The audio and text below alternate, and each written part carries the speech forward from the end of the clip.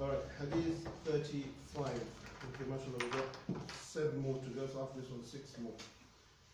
عن أبي هريرة رضي الله تعالى عنه قال رسول الله صلى الله عليه وسلم ولا تحاسدوا ولا تناجشوا ولا تباغضوا ولا تدابروا ولا بيع بعضكم على بيع بعض وكونوا عباد الله إخوانا المسلم أخو المسلم لا يظلم ولا يخذله ولا يكذبه ولا يحقره التقوى ها هنا يشير إلى صدره 3 مرات بحسب امرئ من الشر أن يحقر أخاه المسلم كل مسلم على مسلم حرام دمه وماله وعرضه رواه مسلم.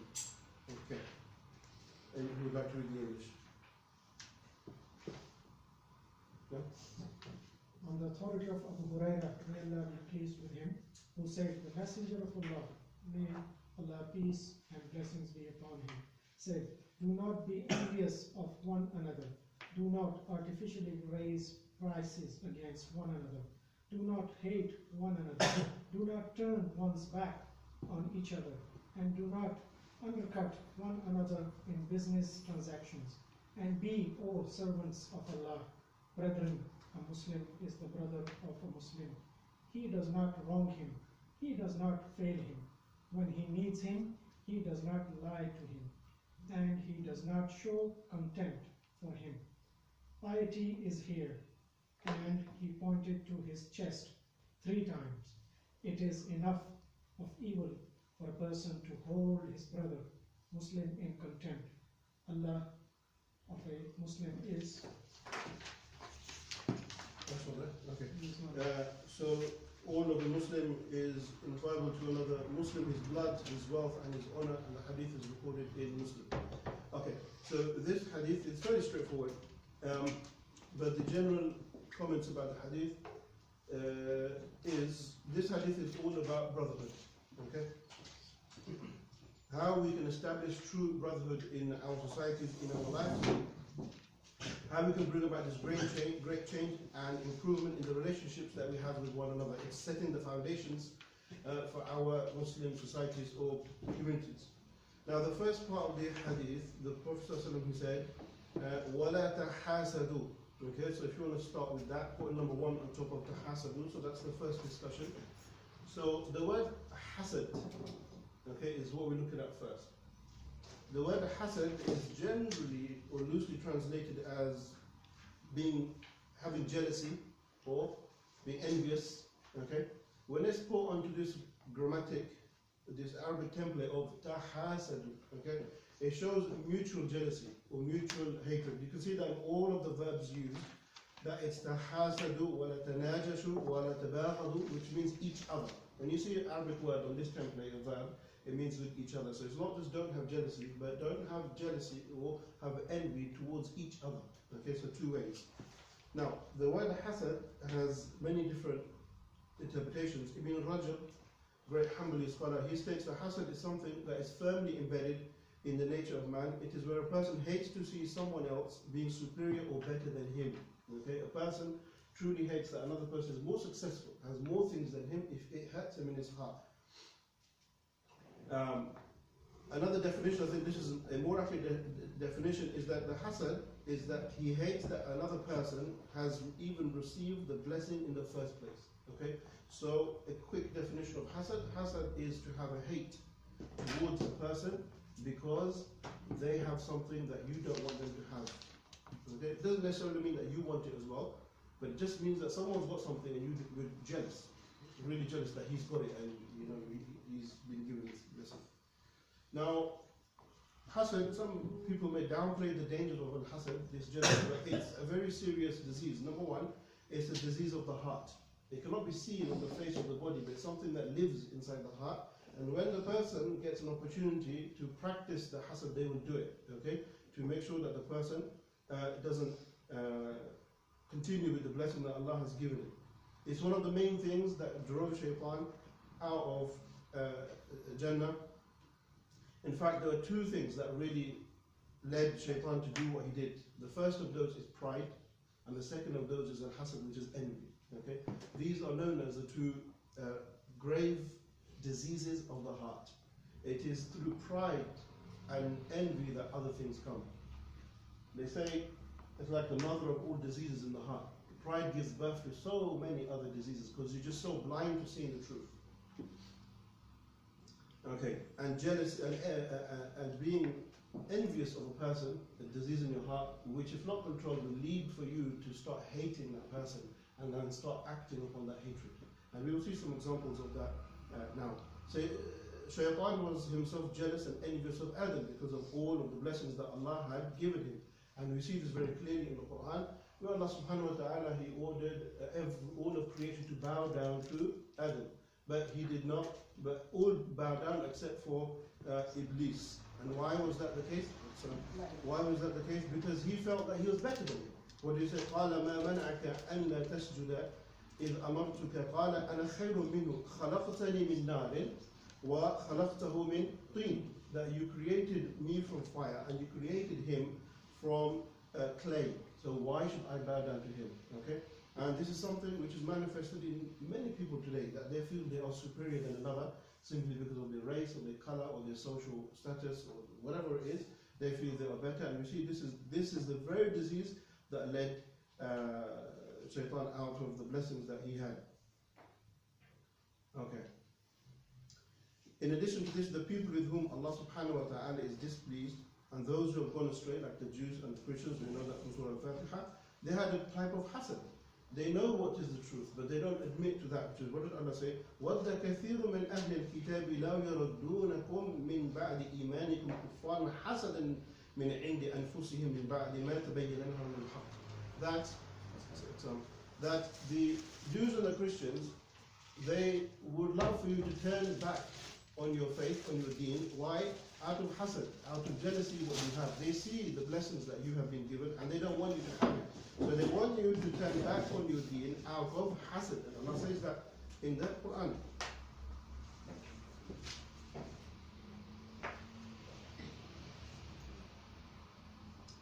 Okay.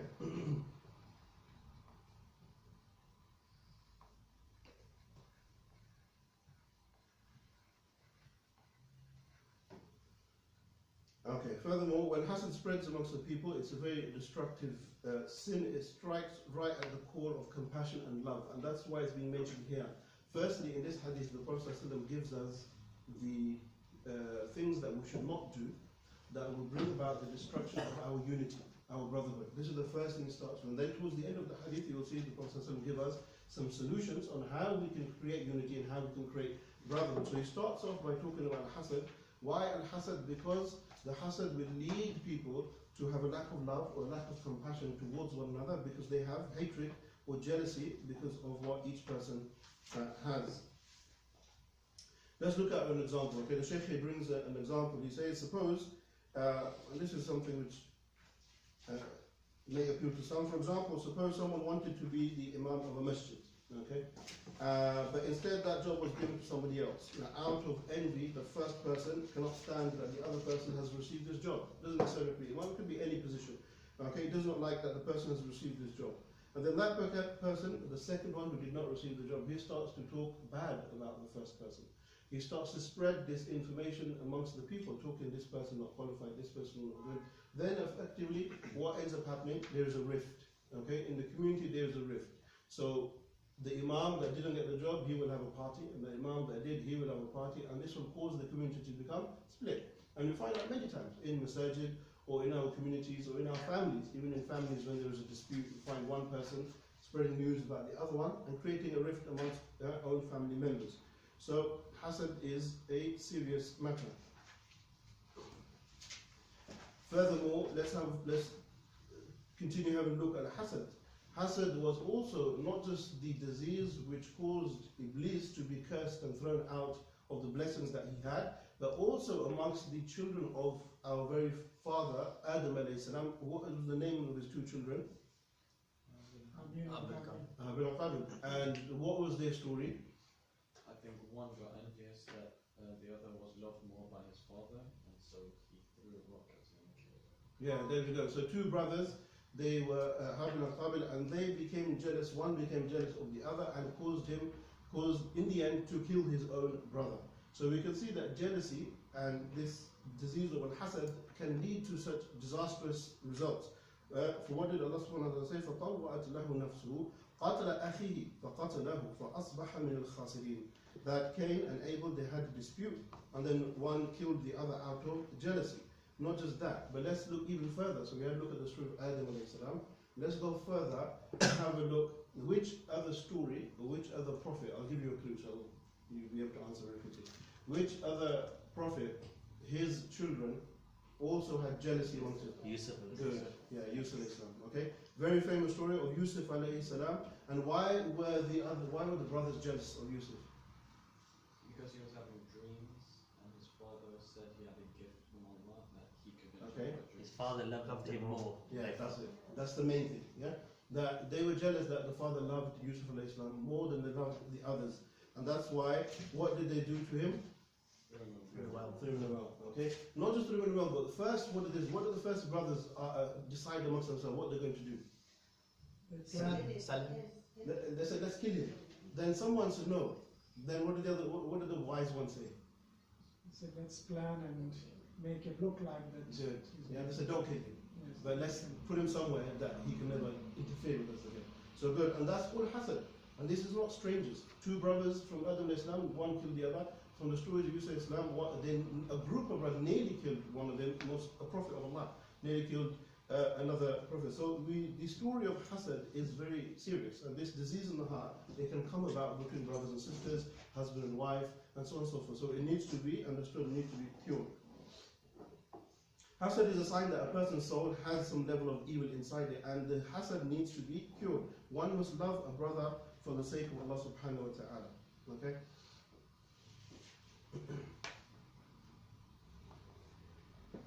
Okay, good. Furthermore, furthermore, the scholars also say that hasad is not just a disease in the heart, but this disease that's in the heart also it becomes a disease of the mind. It becomes a disease which affects the psychology of the person. How does it affect the psychology of the person? That hasad entails a number of negative psychological effects upon the jealous or the envious person. Okay, Shaykh al-Uthaymeen spoke about this, and he said that jealousy. That the jealous person may always be in a state of anger and discontent over the bounties that others receive. This is because there is no limit to the number of bounties that Allah gives to other people, and this will drive the person crazy. Okay, so a person who is jealous of another person is always looking at what he has or what she has, and Allah has given that person so much, so he's always looking at every little thing. It drives him mad. Okay, because he's always looking at what other people have, and this is a problem, and it can affect the mind. The Prophet ﷺ said, لا يجتمعان في قلب عبد الإيمان والحسد. That a true believer cannot have in his heart true iman and hasad at the same time. One of the two will take over. Okay, one of the two will take over. So we have to be very careful with the state of our hearts. Okay, so the next discussion is a sign that one has the disease of hasad. How do we know that we have hasad? Okay. The first thing, that this person who has hasad, he always tries to conceal the virtues and goodness of other people. The person who has hasad over another person, if that person did something good, he will still say, he won't mention it, or he'll say it in a bad way. Or you don't know his intention. Or I saw him yesterday, he was, afterwards he was doing this and this. If somebody does something good, the one you don't like, you will always twist the story to make it look bad. Okay? Because you show jealousy of what he has.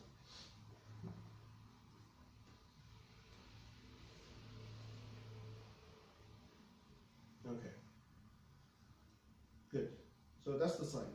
Now the next part is the different levels of al-hasad. Okay, the different levels of al-hasad. Number one. So we've got 5 levels altogether. So the different levels of al-hasad. The first level is there are some people who actively work to remove that bounty from the other person. So this is the worst. That a person, he sees somebody with something else, he's got a new car, a new house, or he's got many children, or whatever it is that he's jealous of. This person tries to make sure that the other person doesn't enjoy that bounty. Tries to bring that benefit that he has, tries to destroy it. Okay? Okay, and they will use their speech or their actions to bring about an end to the other person's blessing that Allah has given us. That's the worst fact. Then the next one down, there are others who do not just seek to remove that bounty from the other person, but they also seek to get the bounty for themselves. So somebody's got a new mobile phone, and that person doesn't want you to have that phone, but he wants it for himself. Okay? So the first one just wants that thing to be removed from you, and the second type is the person wants it removed, but he wants it for himself. Okay? That's the second level. The third, and then actually this is the worst, are those who simply wish to destroy the bounty regardless of whether they themselves get it or not. Okay? They only want to destroy that blessing because it was not given to them in the first place. Okay? So the third type is someone who just wants to cause destruction. He wants an end to all of it. Okay? Then there's a fourth type. There are those who cannot control or cannot remove the feeling of envy from their souls. So some people, they're naturally very jealous people. They don't mean to be evil, but they're just naturally very jealous. And that remains inside their heart. They cannot control it. And according to Ibn Qayyim, he says that the evil of hasad comes about when the person acts upon this hasad. So if you have hasad, it's inside, then you're not accountable for it, as long as you're trying to control it. But the minute you do an action based on the hasad, that's when Allah subhanahu wa ta'ala will keep you accountable or will hold you responsible for what you have done. One of the very easy question, there's some surahs in the Quran which talk about hasad. Everyone's memorized this. Give me one surah that directly talks about hasad. Good. An-Nas and Al-Falaq. Okay? وَمِن شَرِّ حَاسِدٍ إِذَا حَسَدٍ. Okay? So those two surahs at the end, we should always read them. Okay? Read them on ourselves, read them on our children, read them at all times. If you see somebody looking at you in a jealous way, read those surahs. Allah subhanahu wa ta'ala will protect you from any kind of hasad.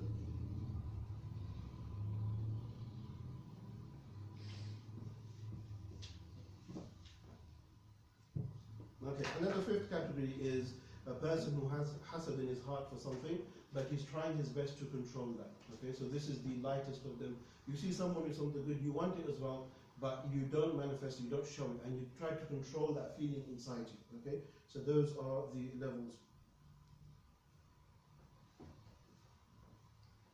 Okay, now there's a beautiful story that can be found in Imam Ahmad's Musnad, where he says that Abdullah ibn Amr was sitting with the Prophet ﷺ, and the Prophet ﷺ, he said that the next man to walk into this room is guaranteed Jannah. And a man walked by. Now Abdullah ibn Amr was amazed. Then another occasion, the Prophet ﷺ again, he said the next man to walk, the next man to walk into this room, he's a person of Jannah. And that same man walked again, and Abdullah ibn Amr was surprised again. So Abdullah ibn Amr wanted to know why this man, Allah subhanahu wa ta'ala, has promised him Jannah. So Abdullah ibn Amr asked this guy, he said, can I stay with you for a little while? I have some issues, I want to just spend some time with you, if that's okay. And the man said, you're more than welcome. And he held him as a guest for 3 days. So Abdullah ibn Amr was there just to watch him, to see what he does and what is unique about this man, that Allah has guaranteed him Jannah. So he went to him and stayed in his house. So he watched him during the day. And Abdullah ibn Amr said, when I watched him, I didn't see anything special. He was just doing his 5-day prayers, reading his Quran. Then he said, the night time, while he was sleeping, I was watching him. And he said he didn't wake up for the night prayer. Very irregular, maybe he did, but he prayed his prayers on time. He didn't do anything special. First day went past. He said, second day, the same thing. I was watching him. He didn't do anything amazing. So I was wondering why this guy has been promised Jannah. Then the third day when it expired, and that's his 3 days of being a guest, he then told this man, he said to him that the Prophet ﷺ said, the next person to walk in will be of Jannah, and you walked in. So I want to know what is unique about you that is different. I've watched you, done nothing special. And the man, he said, well, I don't do anything special, but before I go to sleep every night, I lie in my bed, and I forgive every single person. I have no hatred or jealousy for anybody, and I go to sleep in a rest, with peace and rest, without any hatred for anyone. That's the only thing. And because of that, Allah subhanahu wa ta'ala promised this man that he will be guaranteed to go to Jannah. He doesn't hold any hatred, any jealousy, anything for any human being. Okay? So that's, you can find that story in the Musnad of Imam Ahmad. Okay. So the next discussion is, if we do have jealousy, how do we remove this from ourselves? Okay? So I'm going to try to give you 3 or 4 practical steps on how we can remove this from ourselves. The first practical step is that the person should remind himself of the evil effects of hasad, both in this life and the hereafter. Okay?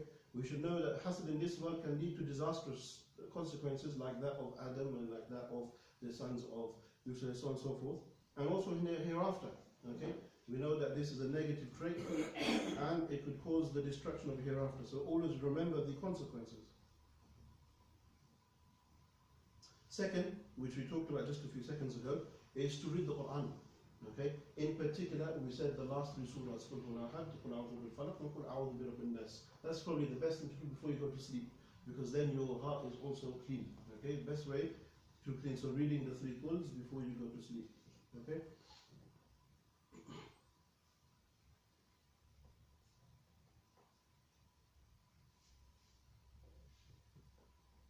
Okay, the third thing a person should know if he's got hasad in his heart is not to act upon that hasad. He's only accountable once he acts upon it. So if he does have some jealousy towards someone or something, try to remove it. But if it's there, don't act upon it. Okay? Try to not act upon it. Okay, and finally, fourthly, that a person should know the value of the dunya. So most things people have hasad about are usually worldly things. Okay? Very rarely do you find somebody showing hasad because somebody's doing more good deeds or something like that. It's usually worldly things. So a person should understand the value of this dunya. That this dunya is nothing. Okay? What you can hold or possess here is nothing compared to what you will get in hereafter. Always keep your goals to the hereafter, not just the dunya. The dunya is a wasila. It's just a way for you to get to the hereafter. So don't keep your objective this dunya, keep it the hereafter.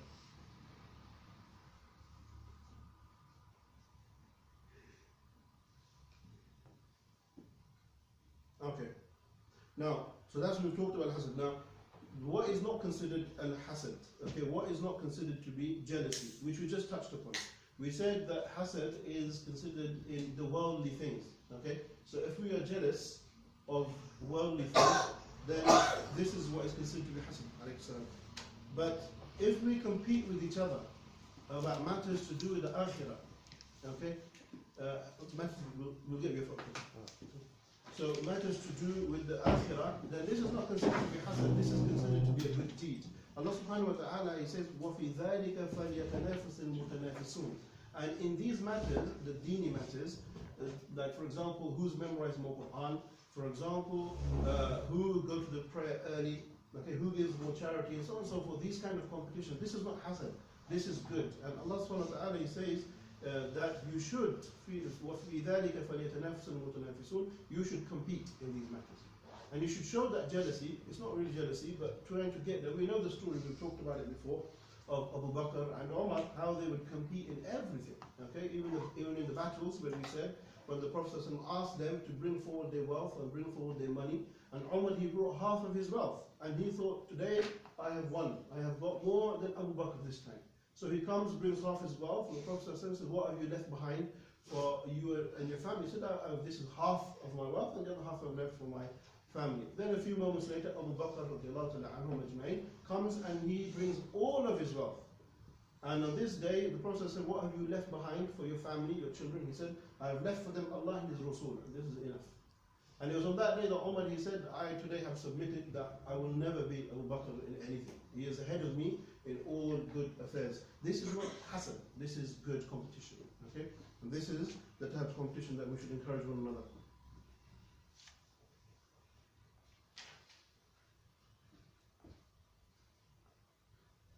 Okay, furthermore, the Prophet ﷺ, he said in another hadith, لا حسد إلا في إثنتين. There is no hasad except in two things. رجل آتاه الله مالا فسلط على هلكته في الحق وآخر آتاه الله حكمة فهو يقضي بها. Okay, so the Prophet said there is no hasad except with respect to two. A person whom Allah has given wealth and he uses it for the purpose of the truth. So you're allowed to be jealous of a person who Allah has given him wealth and he's using this money to help the Muslim cause, to help the poor people, and you want to do the same thing. That's not considered hasad, that's permissible. Second thing, he says that the purpose, another man whom Allah has given wisdom and judges by it and teaches it. So a person who's been given Islamic knowledge, that you see, mashallah, he or she has the ability to teach or to write or to do things, this is not considered hasad, this is good type of judge, because then you will want to be even better. Okay, so this is good and healthy competition. Now, let's move forward with the hadith. There's quite a few things to discuss. The second part of the hadith, the Prophet after وَلَا تَحَاسَدُوا, he said وَلَا تَنَاجَشُوا. Okay? وَلَا تَنَاجَشُوا. So this is number 2. So these are the secrets of how we're going to create unity and brotherhood amongst ourselves. First one is don't be jealous of each other. The second one, he says وَلَا تَنَاجَشُوا. The word najash, it means we're dealing with business transactions. Okay? Do not, in a summary, do not raise prices upon each other. Okay? Don't make things expensive for one another. Okay?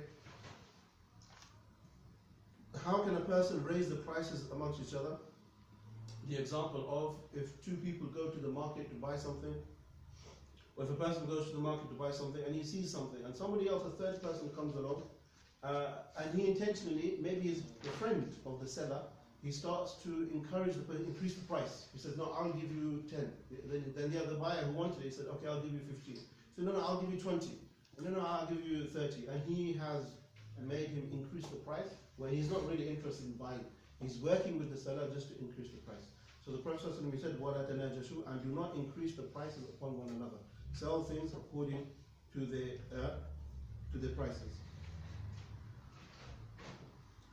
So do not raise price among each other. And then the third thing after what? تَنَاجَشُوا, what was the next word? وَلَا تَنَاجَشُوا وَلَا تَبَاغَضُوا. Okay, al-bughd means hatred. Okay, al-bughd is hatred. So وَلَا تَبَاغَضُوا, and do not hate one another. Okay, do not show hatred towards one another.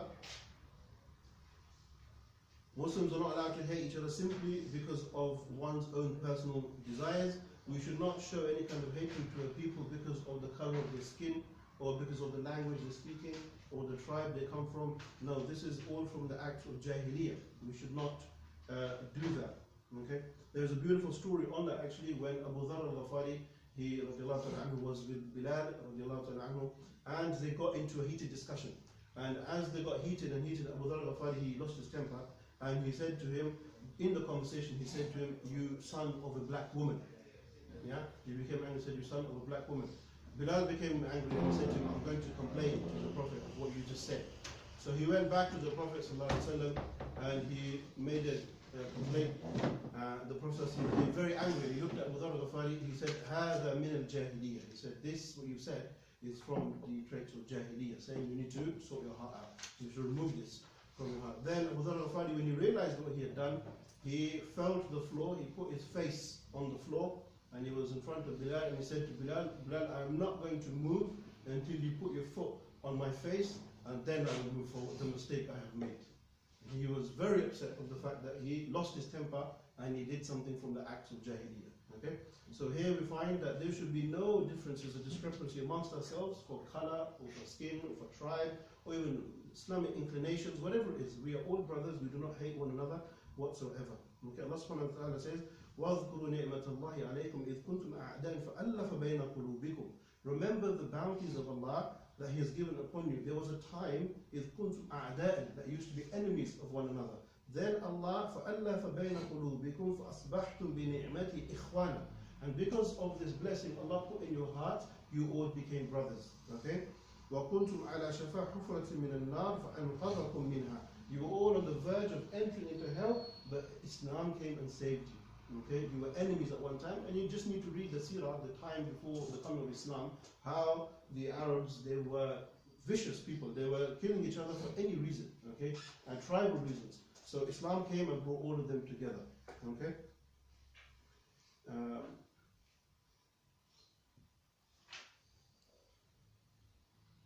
Furthermore, the Prophet said, لا تدخلون الجنة, you will not enter Jannah حتى, until تؤمنوا, until you believe. وتؤمنوا حتى تحابوا, until you love each other.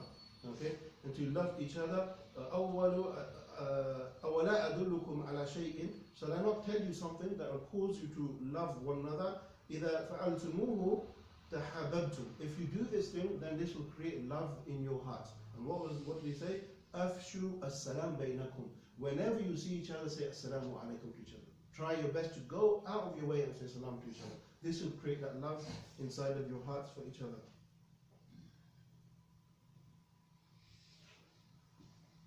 Okay.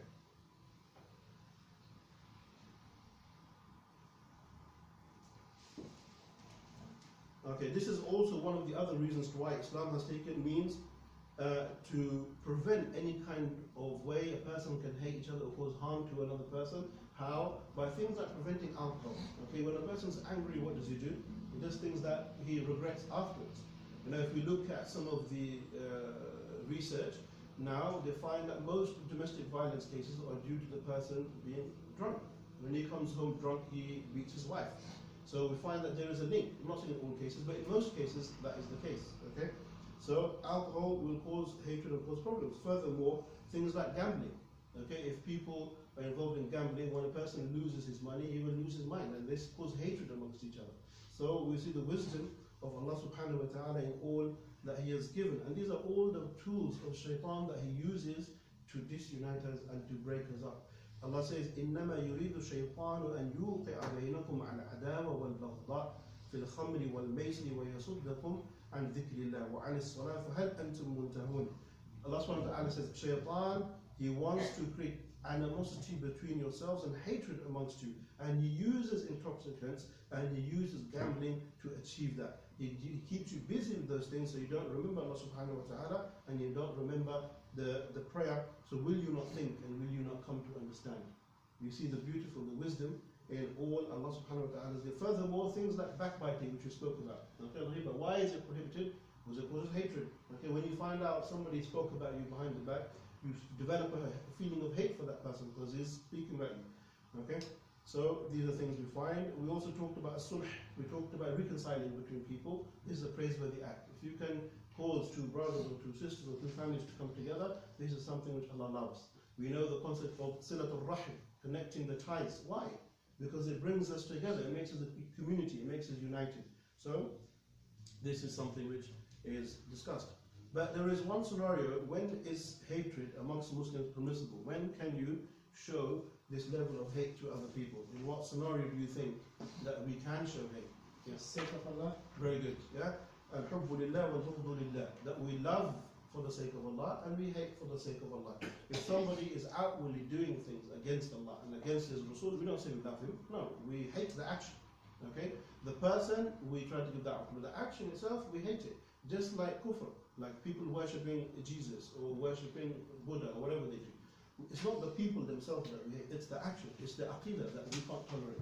To say that God has a son is difficult for us to digest.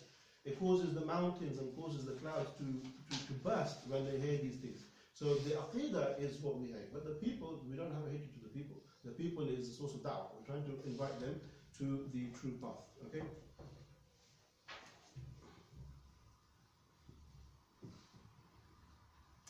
And it's also important to understand that, the matters of the heart, they remain in the heart. The matters of the body is what we judge people by. Umar ibn Khattab, he made a beautiful statement when he said, whoever of you shows us good deeds, we will suspect that he is good, and we will love him for that. And whoever of you shows us evil deeds, we will expect that he is evil, and we will hate him for that. Your secret aspects are between you and your Lord.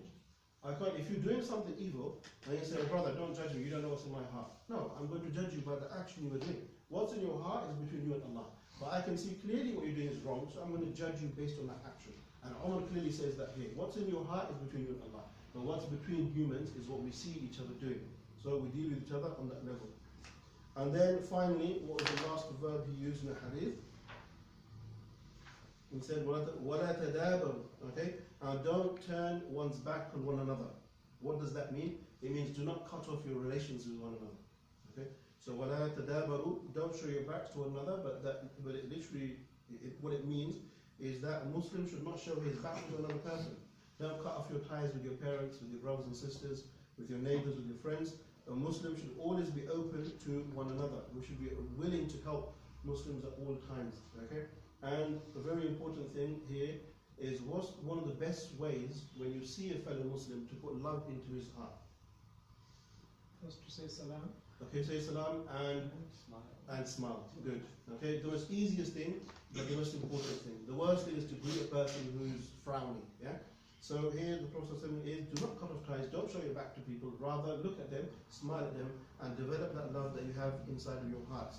Furthermore, the Prophet said, if a person is upset, it's not permissible for you to be upset with a person for more than 3 days. Okay, you must reconcile after 3 days. It doesn't mean that you have to become best friends again, but you have to at least minimum say salam to the person, or to give him his Islamic rights.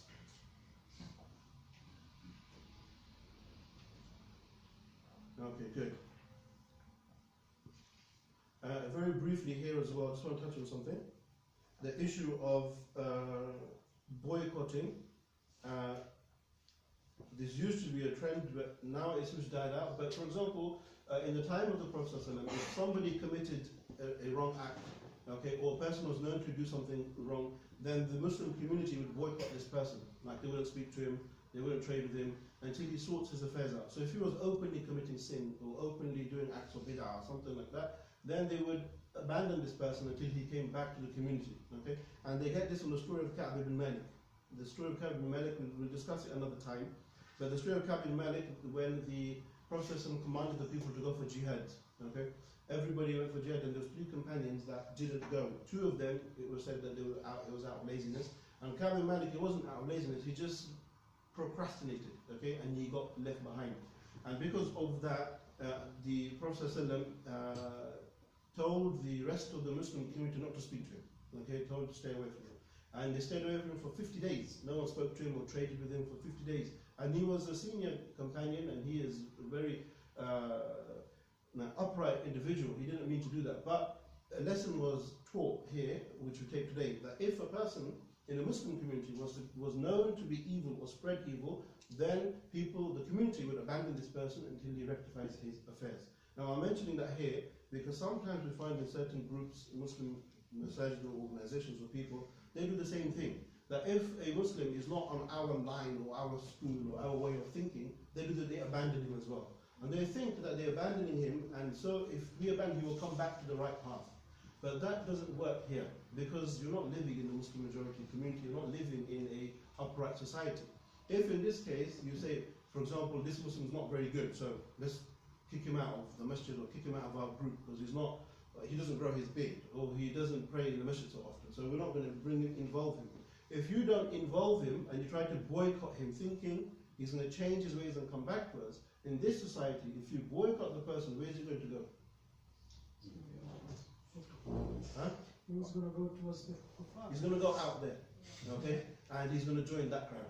And then he's going to hate Islam and hate you and hate gatherings because you kicked him out, okay? So it's very, very silly to do that now, where people, they boycott because he's not on my manhaj, or he's not on my group. So we have to not talk to him because he's an innovator or he's wrong. No, he's going to end up going the other way. Okay, it's not going to work in this society. So we have to understand those things work because they were in a Muslim society where if a person, for example, one person was drinking. If now the community is not going to talk to you until you stop drinking. Slowly, slowly he will stop drinking because he's got no choice. But here, if somebody's drinking, so we're not going to allow you in the masjid until you stop drinking. You say, okay, and we'll go across the road and go to the pub and have a pint. So it's not going to work. Okay, so we should be intelligent in what we do. Furthermore, the Prophet also said, do not undercut one another in business transactions. Okay, very important in this hadith. The Prophet, and he also talks about our economic issues. Do not cut one another when it comes to buying and selling. The exact opposite. First, we talked about the one raising prices. Okay, don't raise prices to one another, and also don't undercut one another. Okay, what does that mean? For example, let's assume 3 people, A, B, and C. There's 3 people. So A buys a piece of merchandise from B. So A sells B something for £100. Then C comes to A and says, I can sell you the same thing for £80. Okay? You bought it from him for £100 and I can get it for £80. So the person who bought it for 100, he will return the product and go get it from the one who got it for £80. The Prophet said, don't do this. Okay? Don't do that. Once the transaction has taken place, leave it. Don't go back and put things in his head and say, oh, that's so expensive. I can get you one cheaper. You mess his head up. Okay? If the transaction taken place, let it be. Do not undercut one another in businesses. Or the exact opposite as well.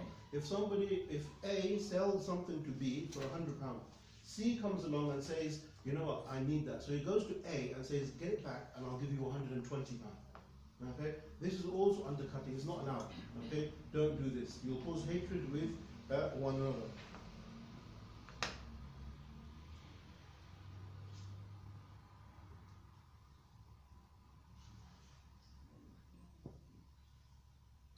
Okay, so do not make a, if one person has made a deal, do not make it a proposal to invalidate that that deal. Okay. So now we can extend this a little bit further. This one's a little bit more interesting. What happens if brother Mustafa has proposed to sister Fatima, okay, and then another brother, his name's Ahmed, okay, there's not Ahmed in here. There's his brother Ahmed, he likes Fatima, and he goes the back door and says to Fatima, forget him, I'm proposing to you, okay, is that allowed? No. Okay, so you're not allowed to put a proposal over the proposal of your brother. Okay, so if somebody has made a proposal, you can't propose until you know that's yes or no. Once that has finished, then you can come make a proposal, or you have to cross the road and find something else. Okay, so in this case, we're not allowed to propose over the proposal of your brother, be that in business or be that even in marriage affairs. Otherwise, you cause hatred amongst each other. Furthermore, the Prophet ﷺ said, "O believers, be servants, ibadullah, be servants of Allah." Okay, be brothers, be united. In this case, Allah subhanahu wa ta'ala very clearly said in the Quran, إِنَّمَا الْمُؤْمِنُونَ إِخْوَةٌ, that verily brothers, that believers are brothers. You know, and at this point, I'm going to further emphasize in this إِنَّمَا الْمُؤْمِنُونَ إِخْوَةٌ. Verily, mu'minun, believers are brothers. He didn't say إِنَّمَا الْپَاكِسْتَانِيُّن إِخْوَةٌ. He didn't say إِنَّمَا the English are إخوة. And he didn't say إِنَّمَا الْحَنَفِيَّة إِخْوَةٌ. He didn't say that. He said al-mu'minun. He said all believers are Muslim. He didn't say verily the most pious of you are brothers. He didn't say verily the most evil of you are brothers. It's the most general statement you can find. إِنَّمَا الْمُؤْمِنُونَ إِخْوَةٌ. All of you. Anybody who has La ilaha illallah Muhammad Rasulullah in his heart is a brother. End of story. It doesn't matter what madhab he follows. It doesn't matter how strong his iman is. It doesn't matter what country he comes from. It doesn't matter how much money he's got in his account. It doesn't matter how many daughters he has. It doesn't matter. It says very clearly, إِنَّمَا الْمُؤْمِنُونَ إِخْوَةٌ. Everyone who reads this verse, when you go to any masjid, you can go to a Brahmi masjid, go to Deobandi masjid, go to a Hadith masjid, go to a Salafi, any masjid, it will all say إِنَّمَا الْمُؤْمِنُونَ إِخْوَةٌ. إِنَّمَا الْمُؤْمِنُونَ إِخْوَةٌ. And then afterwards, he's in his tribe, he's in his tribe, and he's, so what's the point of the ayah? You misunderstood it. It means you're all brothers. There is no right way. And then the way to call to unity, people will say, everyone talks about unity, talks about brotherhood, but in their mind, they don't say it, but it's clear from the actions, that what they see as unity, or what they see as brotherhood, is if you follow their program. If you jump online and follow their program, you will achieve unity. How is that unity? Okay, unity is that you step outside of your box, okay, and you branch out to people who you haven't branched out to before. As long as they're Muslim, I'm talking in a general sense, okay? As long as they're Muslim and they have Iman, we are brothers. And Allah commands, إِنَّمَا الْمُؤْمِنُونَ إِخْوَةٌ فَأَصْلِحُوا بَيْنَ أَخَوَيْكُمْ. So fix your affairs with one another. Okay? Fix your affairs with one another. So we really need to, this point cannot be overemphasized. In my humble opinion, the biggest problem that we are facing today is the issue of unity and brotherhood. Okay? Is this issue of unity and brotherhood. Every group of Muslims seems to think that they have a certificate from Allah saying that they are the chosen people of God, like Bani Israel, and they will take the whole Ummah to Jannah. It's not your job or my job to take anyone to Jannah. That's Allah's job. Okay? It's not your group that holds the key to success. Every Muslim group out there has some good in it. Yeah, every group has some good in it. You can take the good, and they have weakness. The human beings leave off those weaknesses. Why is it? And this is very interesting, and I heard this very recently from Sheikh Haytham. I don't know those of you who are aware. Sheikh Haytham, may Allah ease his difficulties. He spoke about this, and he said that Muslims, okay, we have so many issues to be united upon, right? Any type of Muslim, take it Hanafi Muslim, Maliki Muslim, Salafi Muslim, whatever Muslim, okay? We have so many things that we agree upon. We have one God, we have one book, we have one messenger. We believe in the 5 daily prayers. We believe in fasting. We believe in the Hajj. We believe in the Zakat. We believe in so many things. What we all agree upon, is, imagine this. This is what we all agree upon. All Muslims, irrespective of what group you come from or what upbringing you have, this is what we agree upon. What we differ on, the little things that we differ upon, whether you put the hands here or there, whether your beard should be like this or should be like this, or whether you wear this or don't, the things that we differ upon are like very, very small, okay? Meaning, it's this shady area here, that's where we differ. These are the things that we differ upon. Okay? These are the things that we differ upon, these very small issues. Now, is amongst ourselves, as all Muslims, do we have more agreement or do we have more disagreement? More agreement. But why do we focus on the disagreement? Why do we always, when we're talking, we always focus, so if two people come together, instead of talking about things we agree upon, we start off with the disagreements. They say, irrespective of our differences, we still manage to pray together. Like, why don't you just say, with all of our agreements, we pray together? Why don't you focus on the disagreements? This is the mindset that the Muslim has. We're always focusing on the disagreements, and these disagreements are, verily, they are minor. Okay? Yeah, there might be disagreements in our fiqh, put them aside. There might be disagreements in our aqidah. Even if there are serious disagreements in our aqidah, we are still Muslim. Okay, you have to remember that. As long as the person hasn't committed clear kufr or clear shirk, we are still brothers and we still have to work together. Until we do not focus on just this agreement part, we as Muslims, not just in the UK, but around the world, we will never move forward. We focus on just this shady area here. I don't know why. Okay, that's all we focus on. When you get two Muslims come together, well, just monitor the next time two people have a debate or a discussion. It will always be on this shady part here, and they will never focus on this. And like we talked last time, we said last time when we talk, we always talk about building the roof, yeah, the khilafah. We always talk about the top, but you haven't even built the foundation. You haven't even built the walls. You don't even have a roof. You don't have nothing to put that roof on. But you're always talking about the roof. You know, we have to do this. We have to start the ball. Start with disagreement. If all Muslims forgot about this part and talked about this part, which is most 99% of all of what we believe in, wallahi, there will be a massive change in the way we think and the way we behave and treat each other. Okay? So we need to stop looking at that. Okay.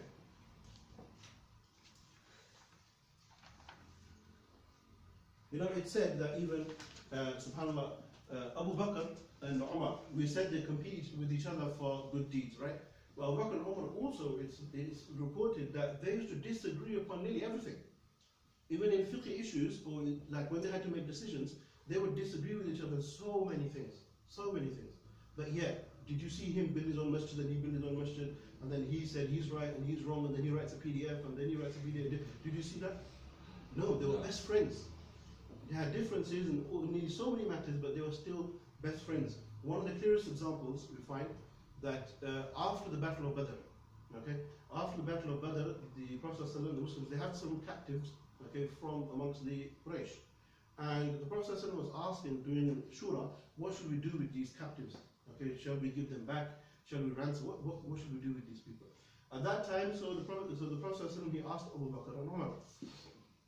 Abu Bakr, he said, Ya Rasulullah, we are new to Medina, we are weak, now we don't have much authority or power, just release them, take some money for them and release them, and we'll use this money to help the expenditures of what's happened in Badr. Then the Prophet said to Umar, Ya Umar, what should we do?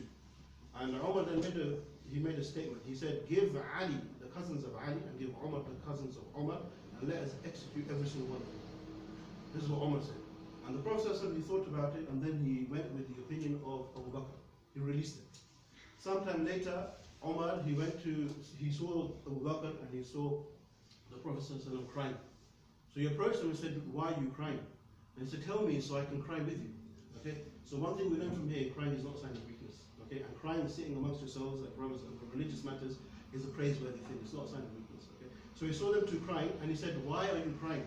And then the Prophet he said, verily, Allah revealed to me that the Prophet and Abu Bakr were wrong, and what Umar said was correct. That's what we should have done. Yeah. So we can see the wisdom in these two. The Prophet he even said that if there was to be a prophet after me, of course there isn't. But he said if there was to be a prophet after me, it would be Umar, because he has the foresight that no one has. Okay. So just showing you once again, differences are always going to be there. We're never going to resolve our differences. If you want to talk about differences, you're never going to move forward. You're going to be a problem in the ummah. Talk about the things we agree upon and how we can solve those problems. Okay? So we find once again that we are brothers. Allah subhanahu wa ta'ala commands us, إِنَّمَا الْمُؤْمِنُونَ الْإِخْوَةِ فَأَصْلِحُوا بَيْنَ أَخَوَيْكُمْ. Fix your affairs. Don't divide upon these matters.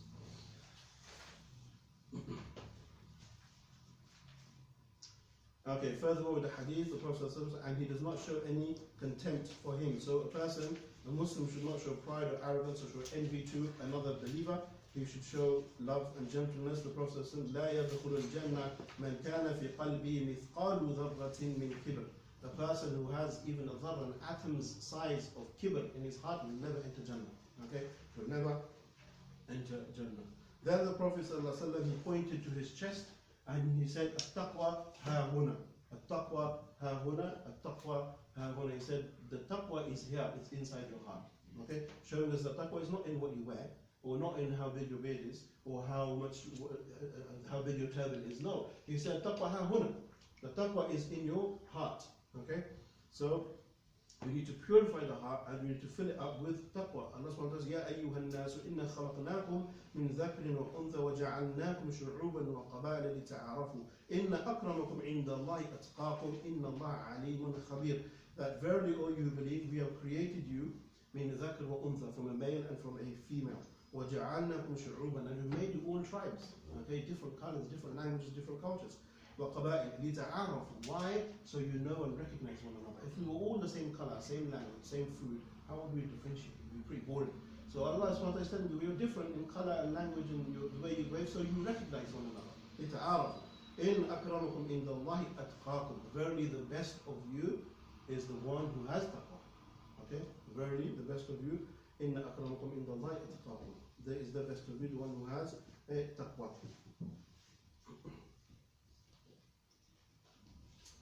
Furthermore, Allah subhanahu wa ta'ala says, "Ya ayyuha alladhina amanu la yaskhar qawmun min qawmin asa an yakunu khayran minhum wa la nisa'un min nisa'in asa an yakunna khayran minhunna." Allah subhanahu wa ta'ala says, "O you who believe, do not yaskhar, do not mock a people, because maybe those people, they are better than you." Okay? Don't mock them. And first says, "Wala nisa'un min nisa'in," and do not mock women when it's talking to women, do not mock women, because maybe those people are better than those who are actually talking. You don't know who is more pious or more closer to Allah subhanahu wa ta'ala. And then the last part of the hadith, which we will conclude with, the last part of the hadith, the Prophet he said,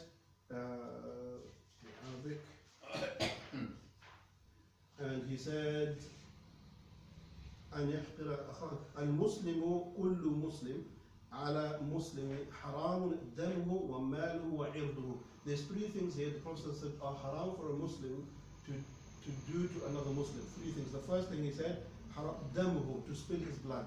It's haram to spill another Muslim's blood. Number two, maluhu, to cause any harm to his man, to his money. And the third is ird, to cause harm to his honor, okay, and dignity. These are three things he spoke about.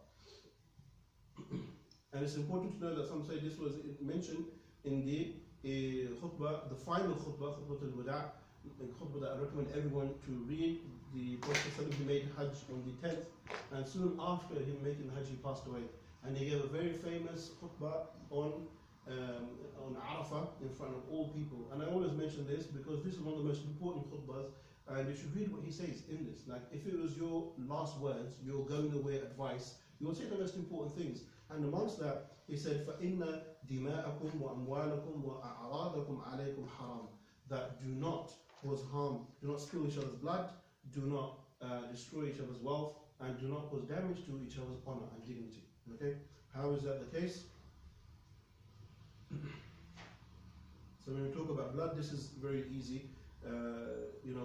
Killing an individual is not allowed. Causing physical harm or damage to a person is not allowed. We have to uphold that person's life. The Prophet said, "Sabab al-Muslim fusuq wa qitaluhu kufr." Sabab, insulting a believer, is fisq, is wrong. Wa qitaluhu kufr. Okay, in this case, the kufr here means disbelief, but not one that takes him outside of Islam. But it's very serious. That if you kill a Muslim without any legitimate reason, then this is something which is just like, when I say legitimate reason, I'm talking about if it goes to the courts and he has a trial and he's guilty of something, then that's something which is permissible. And then, okay, the wealth, we spoke about that as well. Do not steal one another's wealth, take care of each other's wealth. Allah subhanahu wa ta'ala says, "Ya ayyuha alladhina amanu la ta'kulu amwalakum baynakum bil batil illa an takuna tijaratan an tiradin minkum." Do not deal with each other's wealth, do not spill or do not waste one another's wealth, rather trade fairly and trade with each other's happiness. And the last thing is the honor. Okay, we talked about this before. We always uphold and respect everybody's honor. We speak nicely. We spoke about some of the crimes like al-qadhf, to accuse a person of doing indecency. We know there's, if you can't prove the case, there's going to be lashes. Okay, so we always uphold each other's honor and speak positively about each other. Okay. In some cases, you can speak about a person, be it affecting the honor or be it something. If somebody asks you for advice, you have to give them sincere advice, even if that means speaking about someone's negative traits. Okay? If somebody asks for advice, in this case, don't decorate or window dress your answer. Make sure you say the truth, because someone's asking you for advice. Especially we find when it comes to marriage. Okay, somebody comes to you, sister's inquiring, and say, "What do you think of this brother and this family?" Don't just tell her all the good stuff. Okay, you have to be fair and true, even if it's your own sister or your own relatives. You have to speak the truth. Once Fatima bin Qais was proposed to by Abu Jahm and Muawiyah radiallahu ta'ala anhuma, and the Prophet ﷺ, she went to him to get his advice on what she should do. The Prophet ﷺ responded and told her, he said, one of them, he beats his woman, and he said the other one is poor, he has no wealth.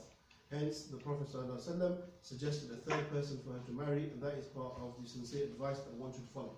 Okay, so one of them beats the woman, and the other one was stingy, so he said he suggested to her a third person, and that's who he followed. Also here, just a point, when we talk about raising prices or competing in prices, this doesn't talk about the issue of auctions. When you go to an auction and you compete to buy, this is permissible, this is allowed. Okay? What's not allowed is the person who's causing the prices to raise, he actually is not interested in buying. Okay? He is part of the seller, and he's causing the prices to go up just so he can get a higher price. That is what is not allowed.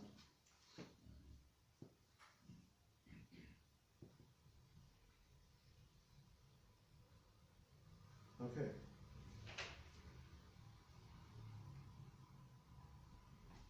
All right, and finally, there's many hadiths which talk about the diseases of the heart.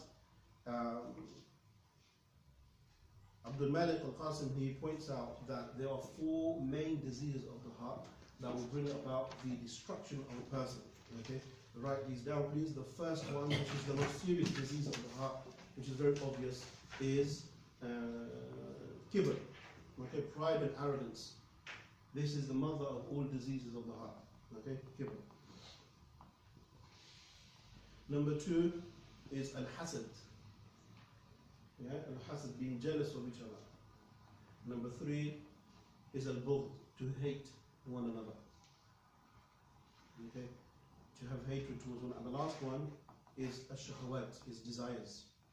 Okay, when you don't control your desires, I want this, I want this, I want this.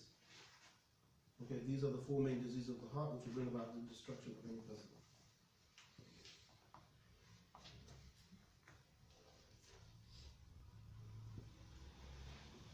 Okay, so on that note, I'm going to conclude, just say one last thing, is that the issue of unity and the issue of brotherhood is very serious.